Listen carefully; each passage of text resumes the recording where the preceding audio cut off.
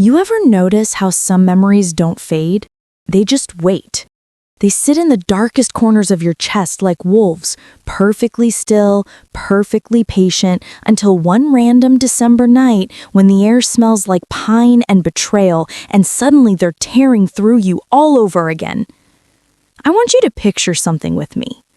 A little girl, 8 years old, red velvet dress, hair curled into perfect ringlets that took her mother 45 minutes to do. She's sitting at the top of the stairs on Christmas Eve, knees pulled to her chest, listening to the laughter downstairs. The photographer's camera clicks over and over. Voices call out, "Logan, chin up! Logan, big smile! Perfect, one more for Grandma." She waits for her name. She waits until the front door closes and the house finally goes quiet.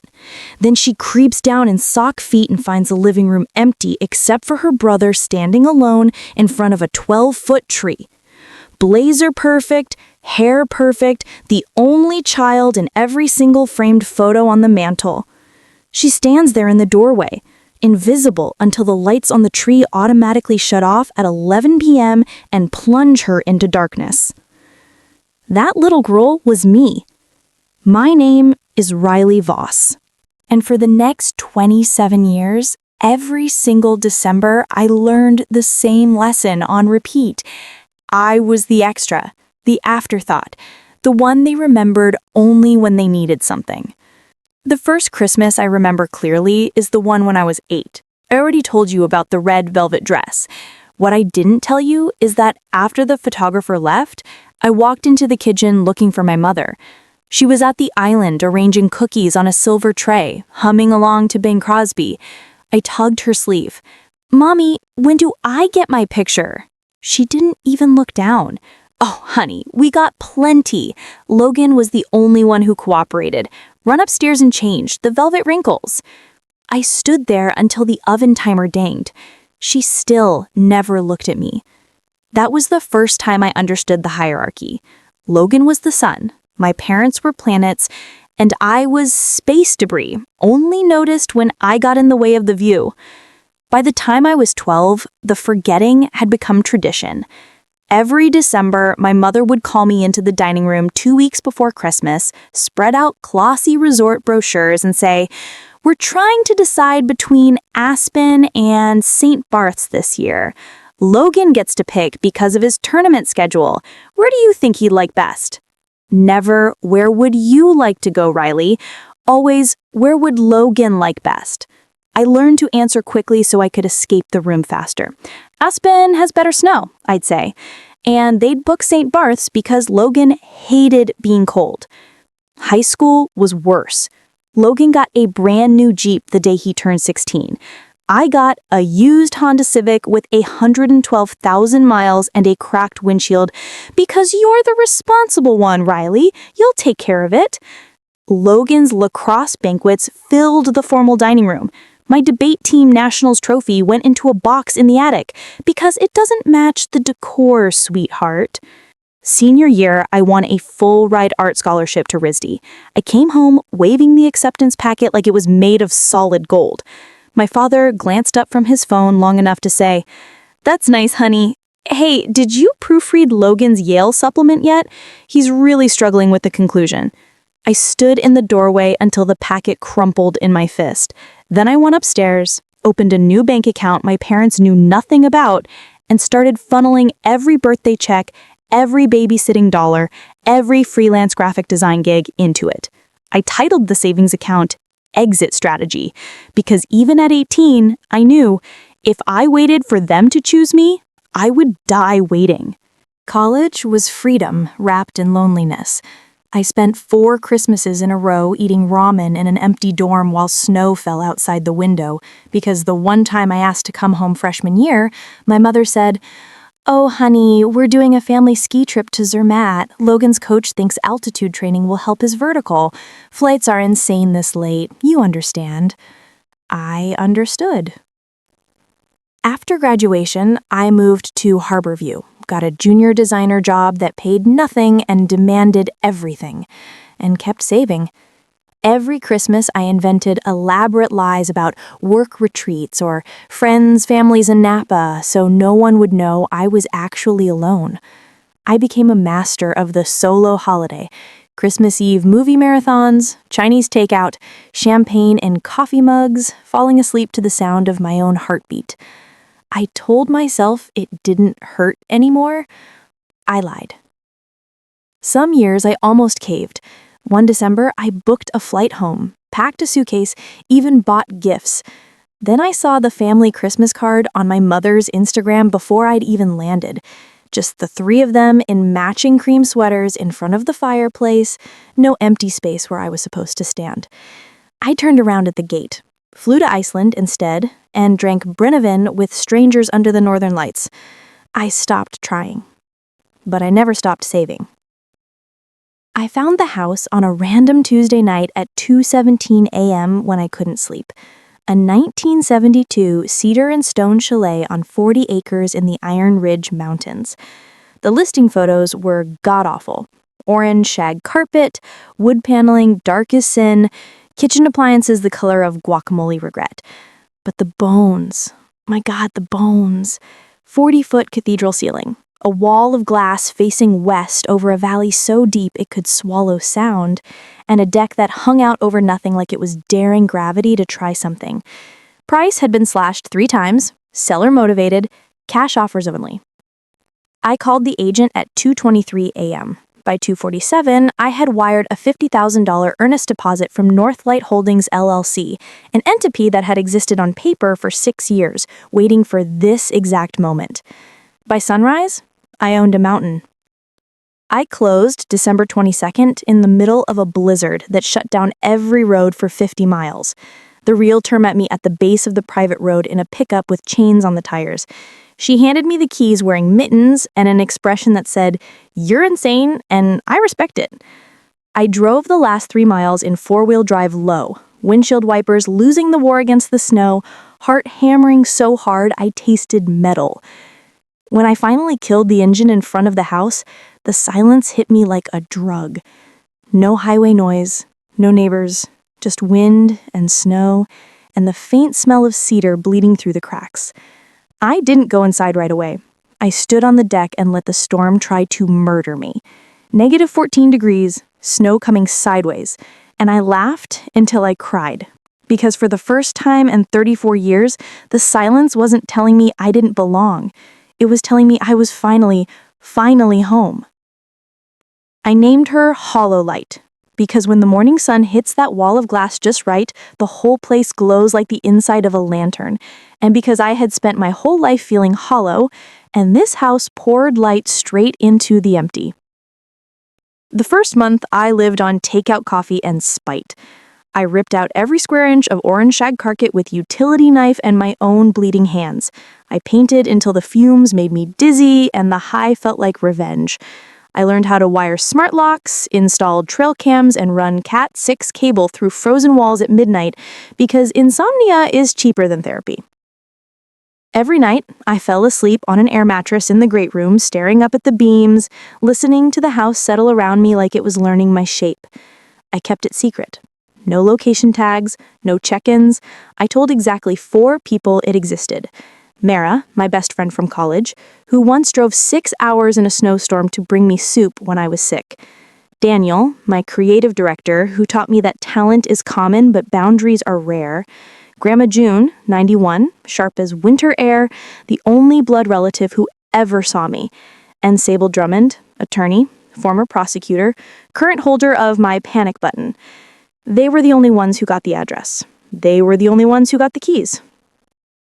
Christmas came. I cooked a prime rib big enough for 6 and ate it alone with a bottle of 2008 Dom Perignon I'd been saving since my first big bonus. I watched the northern lights from the deck at 2 a.m. I did not check the family group chat. I did not answer the inevitable December 26th text that always read some version of, "Oops, we forgot to invite Riley again." I was free. Or so I thought. I broke my own rule on December 28th. I woke up at 5:47 a.m. to a sunrise so violent it looked like the sky was bleeding gold into the valley. Fog poured between the ridges like someone had opened heaven and let the clouds spill out. I stood on the deck in nothing but wool socks and an oversized sweater, coffee freezing in my mug, and I took one photo. Just the railing disappearing into white nothingness. No geotag, private story only, caption, found the quiet I was promised. I turned my phone off and went to bed. I woke up to 147 missed calls, all from Connecticut numbers I had muted years ago. The family group chat had become Hiroshima. Someone, later I learned it was my cousin Tara, always the helpful little gremlin, had screenshotted my story and dropped it in the chat with 17 exclamation marks and the words, Riley? Within 30 minutes, my mother had posted a paragraph that will live in my Hall of Fame of infamy. Oh my goodness, Riley, this is perfect. Logan and Sasha's apartment just failed inspection. Black mold, total nightmare. And with Logan Jr. due any day, they need space so badly. We'll drive up the 30th with the U-Haul and help them get settled. I knew all that saving would pay off one day. So proud of you for finally doing something the whole family can enjoy. I read it once. Then I read it again. Then I walked to the bathroom and threw up. Because it wasn't a request. It never is with them. It was a declaration of annexation. The house wasn't mine anymore. It was raw material for Logan's origin story. I stared at my reflection in the mirror, paint under my nails, eyes wild, and I laughed the laugh of a woman who has finally had enough. Then I called Sable. Sable Drummond's voicemail is a single sentence. You've reached Sable Drummond. If this is an emergency, text me the word war. I'll call back in 60 seconds. I texted war. She called back in 43. I read her my mother's message. There was a long silence, and then she said the 5 most beautiful words I have ever heard. Let them come, darling. By noon on December 29th, she had filed an emergency no trespass order against Richard Voss, Elaine Voss, Logan Voss, and Sasha Voss, tied to the parcel number and recorded with the Iron Ridge County Sheriff. Sent certified letters to each of them with return receipt requested. Notified the local postmaster that any mail addressed to anyone except Northlight Holdings at P.O. Box 117 was to be returned to sender. Drafted a cease and desist so vicious it could peel paint. Then she told me to make friends with local law enforcement. Fast. I baked cinnamon rolls at 2 a.m., because carbs are cheaper than therapy, and drove them down the mountain to the sheriff's substation. Deputy Alvarez, 6'5", quiet smile, eyes that had seen everything twice, accepted the rolls and my slightly manic explanation. When he finished, he just nodded once and said, Neighbors don't charge neighbors. I'll be around. December 30th, 4:03 p.m. They arrived exactly on schedule. 2 black Escalades, 1 U-Haul trailer already loaded with a crib, changing table, and boxes labeled Nursery Logan Jr. in my mother's perfect Catholic school handwriting, and riding shotgun in the lead vehicle, Chad the locksmith, who took one look at the private road sign and already looked like he wanted a do-over on his entire life. I watched the entire circus unfold from the loft on 6 camera feeds, crystal clear, 4K, night vision ready even though the sun hadn't set yet. My mother stepped out first, in cannel cashmere and fake tears already queued up. My father carried a manila folder thick with printed Zillow listings, and what I later learned was a forged lease with my signature lifted from a 2009 birthday card. Logan had the smug half-smirk he'd worn since middle school, the one that said the world always bent eventually. Sasha looked exhausted, one hand on her belly, the other clutching a tissue like it might detonate. They didn't knock. They never knock. Chad went straight for the front door with a cordless drill and the confidence of a man who had been told this was just a family mix-up. That's when I flipped every exterior switch I'd installed. 20,000 lumens of pure white retribution exploded across the mountain. The deck lights, the driveway floods, the motion spots hidden in the pines.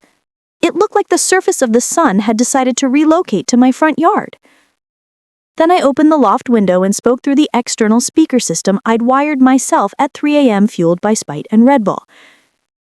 This is private property, owned by Northlight Holdings LLC. You're in violation of a recorded no trespass order. You have 60 seconds to vacate or you will be arrested for criminal trespass, attempted breaking and entering, and whatever the deputy feels like adding. My mother looked up like the voice of God had personally served her divorce papers. My father started yelling about family rights and blood. Logan screamed every name he'd ever wanted to call me growing up, loud enough for the mics to catch in beautiful clarity. Sasha burst into tears. Chad the locksmith looked at the reinforced strike plates I'd installed with 3-inch screws into the stud, looked at the sheriff's cruiser rolling out from behind the woodshed with lights flashing, and simply said, "I'm out." Deputy Alvarez stepped out of his cruiser like a man who had all night. "Evening, folks. You've been served notice. You've got 5 minutes to turn those vehicles around before I start hooking canes to bumpers." My mother tried the waterworks. My father tried the bluster. Logan tried to film it screaming, "Evidence!" None of it worked. They left with the U-Haul rattling and empty behind them, taillights disappearing down the mountain like dying embers. I thought that was the end. It was only intermission. January 2nd. A lease agreement appeared at the power company adding Logan and Sasha as authorized tenants. Sable killed it in 6 minutes. January 3rd. A forged letter to my insurance carrier claiming they were resident family members. Sable killed it in 4. January 5th. Actual change of address forms filled with USPS listing my P.O. box as their new home. Sable killed it before lunch. January 7th. My father started a GoFundMe titled, "Help Our Son and Pregnant Daughter-in-Law After Greedy Sister Locks Them Out of Family Cabin." It raised $4,300 from distant cousins who still think I'm going through a phase before Sable had it nuked for fraud. Every move was shut down within hours, but the audacity still stole my breath. So I stopped playing defense. I invited the entire ridge to Hololight for New Year's Eve. 29 people filled the house with light and noise and life. We cooked 3 kinds of chili. We built a hot cocoa bar that looked like a crime scene of marshmallows and peppermint schnapps. We played music loud enough to scare bears. At 11:59 p.m., my phone buzzed with a single text from my mother.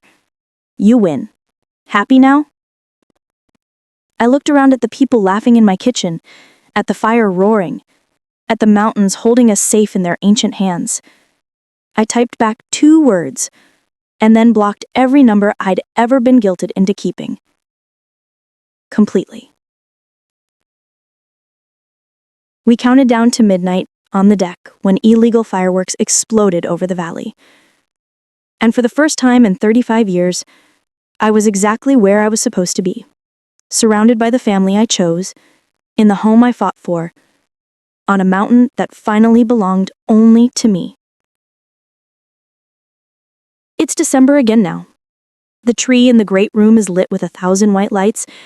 The smell of cinnamon and pine is real this time, not a candle. Mara and Daniel and Grandma June, who is now 92 and still terrifying, are coming up tomorrow. Deputy Alvarez and his girlfriend are bringing tamales. The Ridge neighbors are bringing pies. There is a stocking on the mantle with my name on it in glitter glue. I hung it there myself. And if you drive past Hololight tonight, you'll see every light in the house burning bright. Music pouring out the open windows, laughter echoing off the valley walls.